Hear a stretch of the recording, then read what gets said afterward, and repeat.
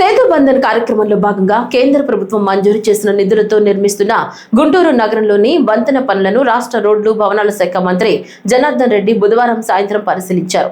98 కోట్ల రూపాయలతో నిర్మిస్తున్న ఈ ఆర్ఓబిని ప్రజలకు ఇబ్బందులు లేకుండా పూర్తి చేయాలని, ఒకేసారి అండర్ పాస్ కూడా నిర్మించాలని అధికారులకు మంత్రి సూచించారు. గత ప్రభుత్వం కూడా ఏ రోజు కూడా ఈ యొక్క గుంటూరు ప్రజలు కానీ ఈ శంకర్ విలాస్ దగ్గర ఉన్న బ్రిడ్జి గురించి ఎప్పుడు కూడా మాట్లాడలేదు.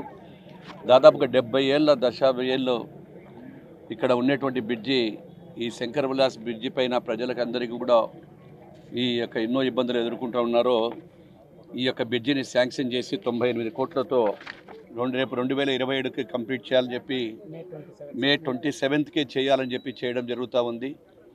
భవిష్యత్తులో డబల్ లైన్ కానీ విద్యుత్ లైన్లు కానీ ఇవన్నీ కూడా వస్తే ఎలాంటి ఆటంకాలు కాకుండా మళ్ళీ భవిష్యత్తులో దీన్ని ఎలాంటి మార్పులు కూడా లేకుండా ఏవైతే ఉన్నాయో డక్స్ కానీ తర్వాత ఫుట్పాత్ కానీ ఇవన్నీ కూడా తీసుకోవడం జరుగుతూ ఉంది. ఈ ప్రాజెక్టు మేకల్లో కంప్లీట్ చేస్తాము.